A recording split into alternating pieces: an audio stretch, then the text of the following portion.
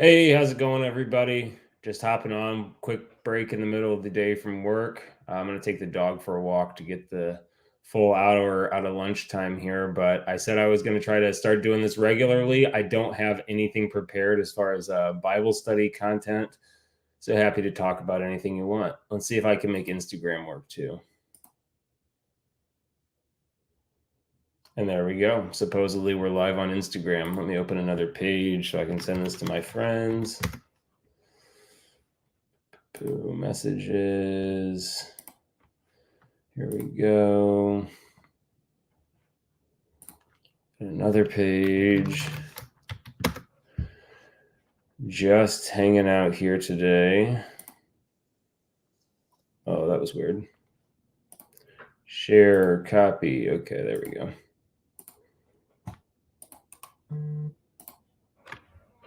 Bam, there we go.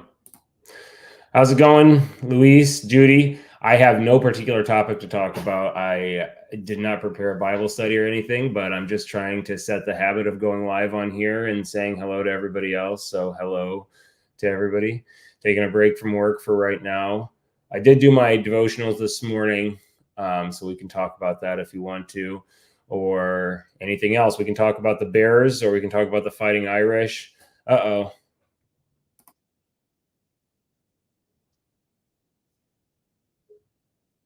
Joe can't hear anything on Instagram. That happened yesterday too. Let's try this. Let's try this. Can you hear me now, Joe?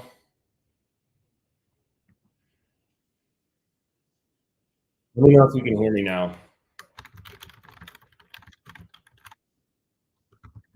Instagram is weird with this software. I don't know why. I'm still figuring it all out. Good afternoon, Heidi. It is 11 p.m. here, and it's probably 12:11 where you are. So, hello. Like I said, I don't have anything in particular planned. I'm going to paste the link to the YouTube show on the Instagram feed. So, yeah, I'm going to start doing Bible studies more regularly. Hopefully, like 3 minutes a day is my goal for Bible talk, and then schedule other things as well. I know that you're in Central Time. I know you were coaching in Wisconsin. I think you moved, right? Pull up the comment. I've only been in a group chat with you for like over 2 years now, so I do know a little bit about you. The last I remembered, someone was keeping a running spreadsheet of where everyone lived and different details. I think birthdays at some point. Maybe it was Judy. I can see if Instagram is working yet. I don't know. Joke off. That's too bad. I'll have to figure out the Instagram thing. For me, Luis, or is that for Heidi? It's probably Heidi. Everyone does know where you're at. There's no secrets anymore. This is the age of the internet. So, what do we want to talk about? Do we want to talk about football, or do we want to talk about the Bible, or do we want to talk about anything except CrossFit? I'm not real interested in talking about CrossFit. We can talk about anything else. The Bears. I thought the Bears looked good yesterday. The offense obviously had some issues, but I thought Caleb did pretty well. Would have liked to have a couple of those balls back, obviously, but he didn't turn the ball over, which is a low bar. And yeah, they looked okay. They won the game. There's lots to work on, but you're 1-0, so I'm happy with it. Heidi, how are we feeling about the Packers this year? What do you think they're going to do? It should be a good division rivalry now. I know Love is out, but I don't know the extent of the injury, so I'm curious if anybody knows an update on Love, where he's at. When it comes to Notre Dame football, it's still too painful and fresh to talk about. So, if you don't know, I was at the Notre Dame game for the weekend. We hosted an event for about 60 professionals from my company, and it was a good event, and it was very productive and moved the ball forward as far as business goes. But then the game itself was just horrible. I don't want to get into the details, but obviously Notre Dame was upset by Northern Illinois University. We paid them $1.4 million to come beat us in football at Notre Dame Stadium. I'm really not into this whole bringing the small schools in, paying them to play us. Like we let them bring their band out on the field and have the moment. I hate it. I hate it. Let's be competitive. Let's compete in the sport of football and stop all the nonsense. Really not into it. Jordan Love out 4 weeks. MCL. If it's MCL, it's only 4 weeks. That's kind of an aggressive timeline, I think. But that's good. Good for them. Who's the backup for? I guess I should know. I don't know who the backup is for the Packers. Obviously, Caleb could have played a little bit better for the Bears, and we could have got my boy Tyson in for a little bit. That would have been cool. Let's since I said I was going to be on here for 20 minutes, feel free to bring up any topic you want to talk about, hang out. But I was going to pull up my Bible study thing and kind of talk about what we were going through. So I have kind of two concurrent Bible reading plans that I'm a part of. One of them is read the entire Bible in 2 years, which is difficult. Reading the Bible in a year is really difficult. Reading the Bible in 2 years is obviously less difficult, but it is challenging in terms of a little bit out of context sometimes. Sometimes you have to remind yourself where you're at in the story, what's really being said, and so when you're just trying to make it through a long reading plan like that, it's tempting to blitz your way through the reading each day instead of spending your time really diving into the word and trying to pull as much out of it. I have been setting time for myself. Usually it's driving home from the gym. So right now my fitness goal is get to 5:30 a.m. class. Shout out CrossFit 061. And after the 5:30 class, when I'm driving home, it takes about 25 minutes to get home, which is perfect timing. I'll listen the readings on the Bible app. And if it's a shorter reading, I'll try to do it twice, maybe get a little bit more context or search for a YouTube video on that section. So this morning I was reading Deuteronomy chapter 17 and Psalms 104. I don't have a whole lot to add that's going to illuminate that for anybody. But something that I've been reading through with our men's group over the past few months has been First and Second Kings, which is seriously the story of Saul and David, Samuel, Saul, and David, and the rise and fall of the kings during that time period in Israel. And there's been so much good stuff to come out of that. So I would love to talk about that.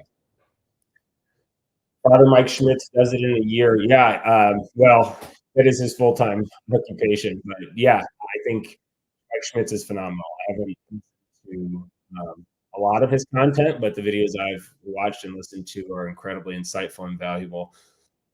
I am not someone who's very tied to labels or denominations. I mean, I have thoughts about Catholicism. Actually, earlier in this year during Lent, I gave up social media for 40 days, but then the one YouTube thing I was allowed to do, I attended a Catholic mass online every day for 40 days. And that was just to challenge myself to peek a little more into something that I normally wouldn't or would have been critical of. And so I really enjoyed that process actually. And I'll still watch the online daily Catholic mass from time to time. Really great folks. Yeah, the Paul's reading plan, that's good. The one I have is by Riverside Church, and like I said, it's over 2 years. My church is collectively doing the Bible in a year. I don't know how many people are actually sticking to that. Pastor hasn't brought it up in a while. He's working his way through, you can tell, but a lot of folks, I don't think are actually following Bible in a year. It is aggressive. Um, I say that, but we're all addicted to social media, right? If we can just actually focus for a while, I think it's very doable. But um, Bible in a year is a very healthy thing to do. I would love to rededicate myself to that and do it over again. Obviously, once you read through the Bible, by the time you're done with it, you just want to start over. So there's a lot to get out of each passage. I'm a big fan. Well, I shouldn't say big fan. I'm currently working my way through the Bible. It's not a complete version, but Bema podcast, EMA podcast. It's run by Marty Solomon. I can't say I necessarily endorse everything that he says or disagree with everything he says. I really don't have a stand to take on the content of the Hangout podcast, except to say that many of the episodes that I've been listening to as Marty walks you through the Bible have been extremely impactful to me, my walk with the Lord. So, from that perspective, I think there's a lot of good there. I guess the reason I hesitate a little bit to endorse the podcast, there's some more controversial views. I come from a tradition that is more of a literalist interpretation, more Western interpretation of the Bible. Um, I tend to be more conservative, I guess you could say, in my interpretation of the Bible, almost Calvinist. Marty Solomon is not that. Some of the mentors that he mentions in the podcast are extremely, I guess you could say, liberal, for lack of a better word, or non-Western interpretations of the Bible, but it's actually been really, really enlightening for me. And I really love listening to teachings from a Jewish perspective on the Bible because there's so much richness to the Hebrew text in the Old Testament that when it's translated to English is really, really missing. So there's certain images, stories, or themes, or even the structure of the way that the text is written, like in a poetic way, in a poetic structure in Hebrew, that is rich with meaning and points to different things that the author wants you to take away that you don't necessarily, or that you definitely lose in translation reading it directly from English. So I do recommend the Bema podcast. You know, I don't know if I would recommend it for new believers. I guess anything that gets you into the Word, right? Anytime you're listening to someone's interpretation, you're reading the Word, trust the Holy Spirit for discernment to give us revelation. So from that perspective, I think you're safe in my podcast. So I think that's where I'm at. Uh, Ari, hey, what's up? Are you supposed to be in school? Uh, I am not an influencer. I don't know if I'm an influencer. Maybe I am an influencer, but I'm live streaming. So we're still figuring out what I'm doing with this, just hanging out and messing around. Chris, this is not the tennis channel. You want to teach us something about tennis? I would be happy to have you on. I know nothing about tennis. I've probably learned more about tennis from listening to you and Stevan talk about tennis than anything else. I did take tennis lessons as a kid, so there's that aspect to it. Can you guys hear me on Instagram? I'm curious.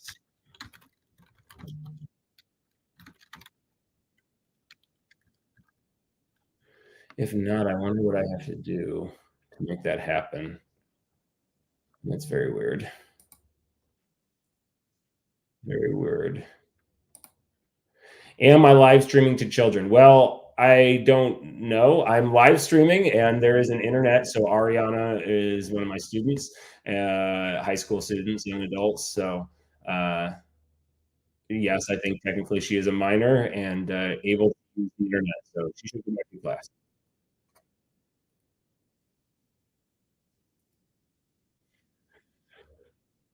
Let's see what else. So I would be happy to talk about first, or I mean, Second Kings. So where I'm working through right now with the men's group. And again, if you guys want to bring anything up, I'll talk about it. We're just hanging out for a little bit.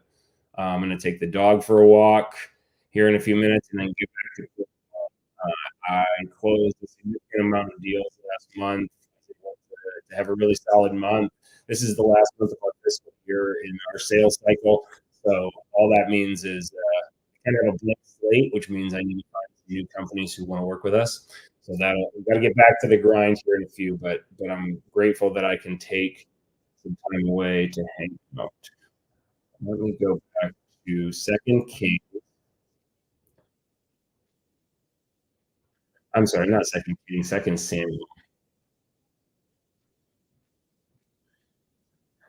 So this week we worked our way through Second Samuel chapters 4, 5, and 6, and it kind of covers this really interesting dynamic between David. Audio is interesting. I wonder if I should I have a mic. Hang on, let me see about where is my mic? See, that's why we're doing this. We're just figuring it out here, Heidi. So thank you for telling me. My goal, so when we get to like the football stuff, I am going to do a full live stream of the Bears games. I might stream myself watching the Notre Dame game. Let's see if this works.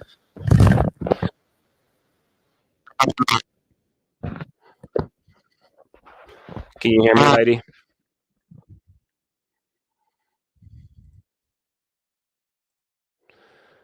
So I wonder why Instagram can't hear me. That's the weird thing. Is this better, Heidi? Can you hear me now?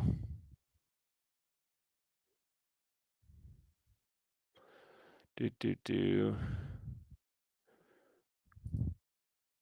Can you hear me at all? Is this better? Somebody let me know. Somebody let me know. I might actually end the Instagram stream. I don't understand what the problem is with Instagram. Now you're good. Okay, cool. I am going to end the Instagram stream and just do it on here. I don't know why it was like that, but I'm going to discard. Okay. So 2 Samuel chapters 4, 5, and 6. So there are a couple of interesting bits here to take away. Thanks, Heidi. So I'm looking right now at 2 Samuel chapter 4. So just previous to this, so for a little bit of context, King Saul had been chasing David. So basically, there's this long rivalry between the house of Saul and the house of David, and Saul was trying to murder David, and there was sort of an ongoing saga there, right, between Saul and David, and Saul was acting outside of the will of the Lord, and David was acting with he's called a man after God's own heart, and the way that it plays out in this scenario is that David had more than one opportunity to actually kill Saul and chose not to do so. And there was a battle, and on the battlefield, Saul was killed. And so when David gets back, he's in whatever his palace, and I don't even know if it was a palace, but he's in his dwelling, and someone comes up and has a reception with him and says, Saul is dead. And David says, how do you know Saul is dead? And the man says, well, I killed him because he was wounded on the battlefield, and he cried out to me, and he asked me to kill him to put him out of his misery. And so the man did that, and then David wept and tore his clothes and said, you did an evil thing, because Saul was anointed by God to be the king over Israel. And so then he had that man killed, which is an interesting reaction. It's not exactly what you would suspect that your reaction would be if your political rival was killed who was trying to murder you. And so it's kind of a microcosm of David showing the character of God throughout this part of the story, that he's consistently merciful to those who are trying to kill him. He's consistently merciful to, and so here in chapter 4, so you have to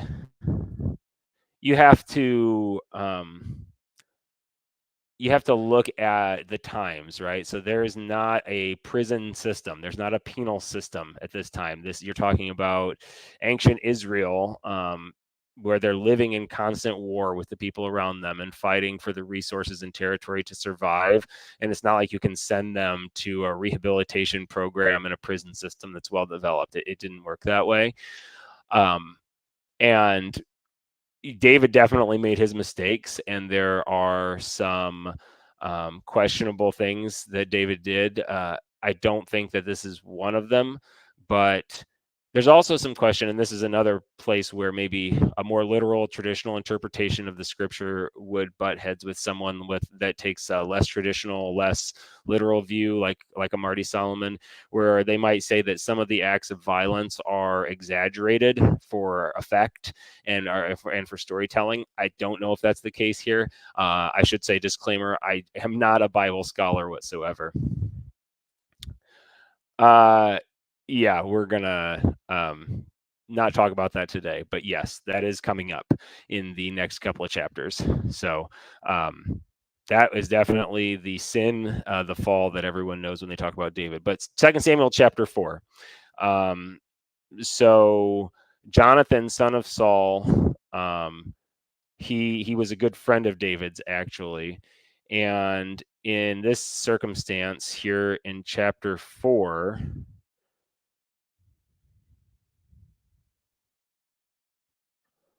he's just recapping exactly the story that I told you essentially. So the man who told him that he killed Saul, thinking that he would be rewarded, actually was met with death, which is, in my interpretation or understanding, supposed to show the character of God in that David was not seeking revenge. He was not seeking the death of his enemy. He would have given Saul mercy, especially because Saul was directly anointed by God to be king over Israel. So let me go to Second Samuel chapter 5. 2 Samuel chapter 5. Let me just find my spot here. I did not prepare for this whatsoever, Heidi, so I apologize if I'm not the world's greatest Bible teacher.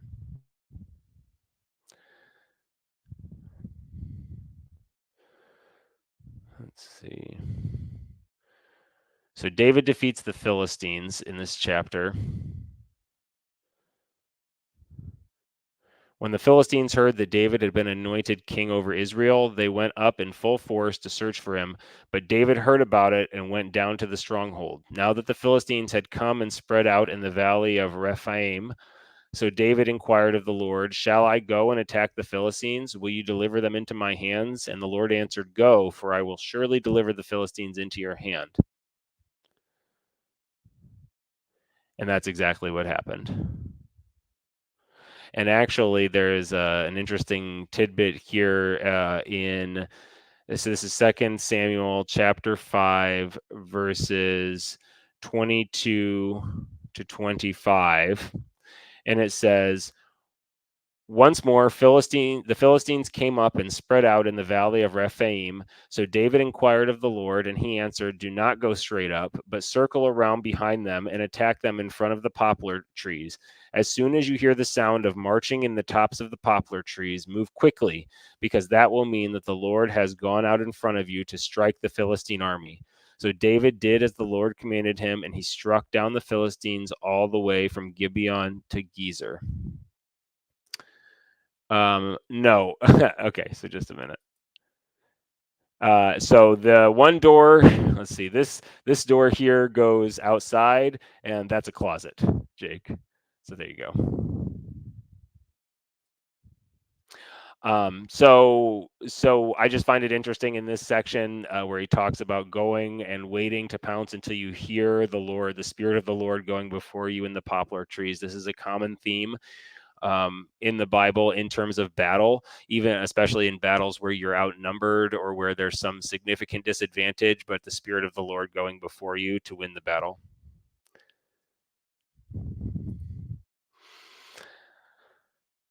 I'm ignoring this. Okay, so this is the most interesting chapter of the three that I brought up. So Second Samuel chapter 6. And again, I'm just talking here, so I didn't prepare this as a lesson or anything like that. Second Samuel chapter 6. David again brought together all the able young men of Israel, 30,000. And he and all his men went to Baalah in Judah to bring up from there the ark of God, which is called by name, the name of the Lord Almighty, who was enthroned between the cherubim on the ark. So, what he's talking about is the Ark of the Covenant, which represents the presence of the Lord. So the original tablets of the Ten Commandments that Moses brought down from Mount Sinai were housed within the Ark of the Covenant. In the Ark of the Covenant was built according to very specific instructions, which are listed in the Bible, and had to be handled with very specific care. And so this is a very important object, and actually during the reign of Saul was lost from Israel and possessed by the Philistines, then came back to Israel but was not housed in Jerusalem, and there was no permanent temple. They set the ark of God on a new cart and brought it from the house of Abinadab, which was on the hill. Uzzah and Ahio, sons of Abinadab, were guiding the new cart with the ark of God on it, and Ahio was walking in front of it. David and all Israel were celebrating with all their might before the Lord with castanets, harps, lyres, timbrels, sistrums, and cymbals. When they came to the threshing floor of Nacon, Uzzah reached out and took hold of the ark of God because the oxen stumbled. The Lord's anger burned against Uzzah because of his irreverent act. Therefore, God struck him down, and he died there because beside the ark of God. So obviously to our modern day understanding, that seems really harsh that he accidentally slipped and touched the Ark of the Covenant and died.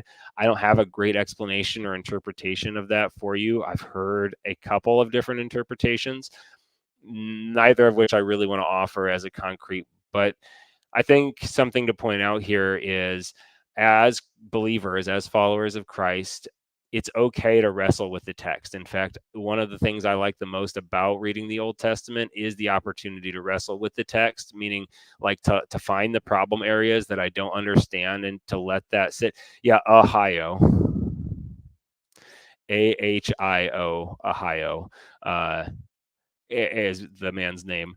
But it's okay for us not to understand every interpretation or to struggle or wrestle with certain pieces of the Bible. I think that's actually really, really healthy.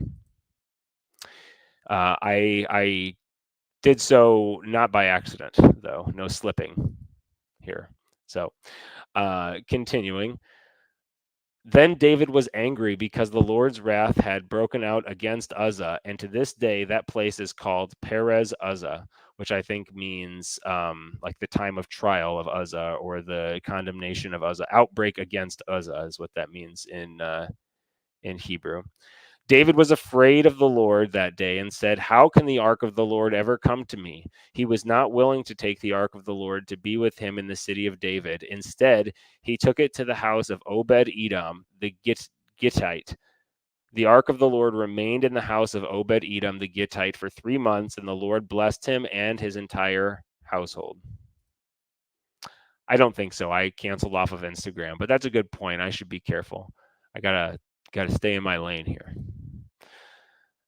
So essentially, what happened here is that David saw how Uzzah died from accidentally slipping and touching the Ark of the Covenant, and so he was afraid of the Lord, which I think is a healthy attitude. I don't know if his next move was something that was pleasing to the Lord, but I think fear of the Lord is a healthy attitude. So he instead sent it to Obed Edom and said, "Here, you take care of this thing. You're a good guy. Let's see what happens. And is it going to bless you? Is it going to curse you? We don't really understand what's going on here." And his entire household was blessed and thrived. And so David said, "Okay, now that you've tested it out, let's bring it home." So now King David was told, "The Lord has blessed the household of Obed Edom and everything he has because of the ark of God." So David went to bring up the ark of God from the house of Obed Edom to the city of David with rejoicing. When those who were carrying the ark of the Lord had taken 6 steps, he sacrificed a bull and a fattened calf. Wearing a linen ephod, David was dancing before the Lord with all his might, while he and all Israel were bringing up the ark of the Lord with shouts and sounds of trumpets. So this was an extremely victorious moment. So it's essentially the presence of God is coming home to Jerusalem. And this is God blessing and anointing his people by his presence coming home to rest. And so David was very obviously celebratory over this moment. Picking back up in verse 16, as the ark of the Lord was entering the city of David, Michal, daughter of Saul, watched from a window. And when she saw King David leaping and dancing before the Lord, she despised him in her heart. So it's important to point out who Michal is. So Michal or Michael or Michelle, however you want to say it, is one of David's wives. And she was also a daughter of Saul. So sister of Jonathan, at least half sister of Jonathan. And so I think that when she's despising David in her heart, it has to do with the fact that her father was not a very good king, that David, as a man who had many wives, probably didn't have a very super close relationship with her. It's not like she It's not like we feel about our husband and wife relationships today. He had many wives that he was taking care of in his kingdom. And so I want to say it's understandable from the perspective that she was jealous that her father wasn't a very good king and actually lost the Ark of the Covenant. And now David was the one bringing it home, especially when her father had just died in battle. Picking up in verse 17, they brought the ark of the Lord and set it in its place inside the tent that David had pitched for it. And David sacrificed burnt offerings and fellowship offerings before the Lord. After he had finished sacrificing the burnt offerings and fellowship offerings, he blessed the people in the name of the Lord Almighty. Then he gave a loaf of bread, a cake of dates, and a cake of raisins to each person in the crowd of Israelites, both men and women, and all the people went to their homes. So I just want to point out that um, the giving the offerings, dancing before the Lord in public, giving the cake of dates and the cake of raisins, these are out of the ordinary things for Israel, right? And for the time. So you didn't in your everyday life get to experience a lot of sweet treats. So dates and fig trees were definitely the source of dessert for the people. So this was a huge out of the ordinary celebration. It would almost be like, I don't know if I can come up with a modern day equivalent, but maybe celebrating the end of the Revolutionary War, right? Like you can imagine the entire community in this celebratory mood and attitude.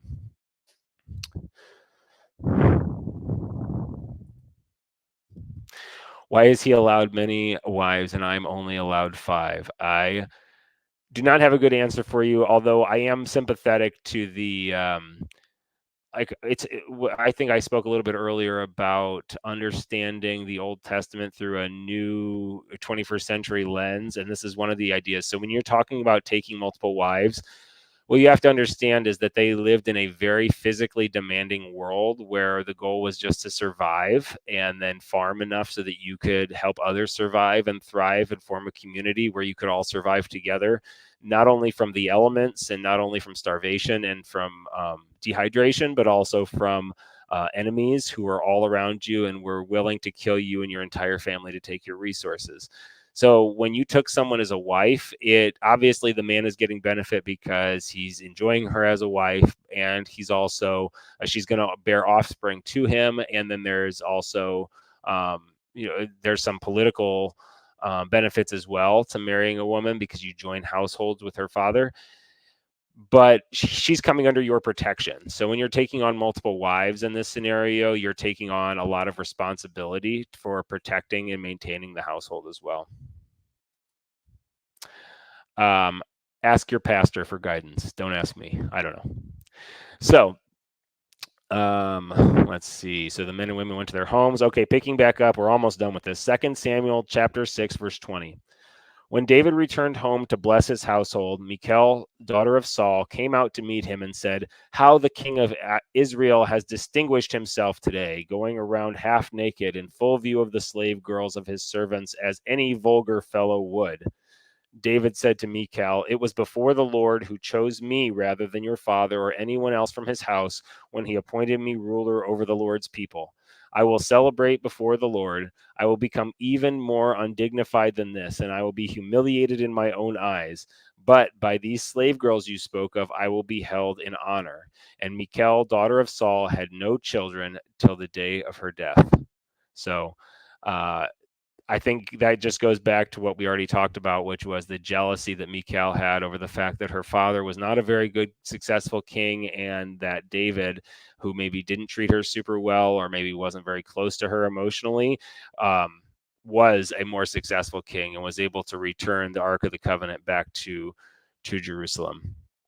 So there you have it. That's about as much as I can squeeze out of the story right now, just sitting here looking at it. And so far, there's always more to glean. So I always want to hear from other teachers and always want to read different concordances when I'm looking at a story like this. So that's why I kind of I'm reading the Bible in 2 separate chunks. So there's the men's Bible study where we read like 3 chapters every 2 weeks, or 3 chapters every week, which gives me more material, more time to squeeze everything out of the material. And then there's the daily Bible readings where it's more of a getting through it, reminding yourself of the overall story. I think there are a lot of parallels from each part of the Bible, each story of God working in his people with the New Testament and also with our story of the church today. And so it helps as you're constantly working through those stories to draw those parallels. And it reminds us of God's goodness and his plan for us. Did you marry your wife to join her household? That's a really funny question. The answer is no. Uh, I did not expect when I married my wife to be as involved in the day-to-day life of her family as I am, but here we are, and I love them very much as well. So whether I expected it or not, here I am joined to my wife's household. Good question, Heidi. I like that. So there you go. That's my extent of Bible talk with no preparation for today. I am down to hang out for a few more minutes if you guys wanna talk to me. I should set up a call-in phone. I feel like you guys would just harass me though. I'm not to that point yet. I really wish I could get Instagram to work. If anyone has any suggestions about how to get Instagram to work or why the audio wasn't working through StreamYard, I would really appreciate it. Also, if you could give me a like, give me a subscribe, I would really appreciate that. I am going to go live consistently on here and try to grow this thing. I've considered separating it out so that the Bible talk could be separate. To Heidi's point, right? Like knowing your audience and certain people, I may want to see different types of content. I don't think there's anything wrong with talking about marital relations with my wife. It's my wife, but there may be certain things I want to keep separate. And I definitely am going to do a lot of football talk because I'm a football guy. So why not? Same, Jake. Same. I think there's a tool for that called the Exerciser, promo code CrossFit20 or something like that.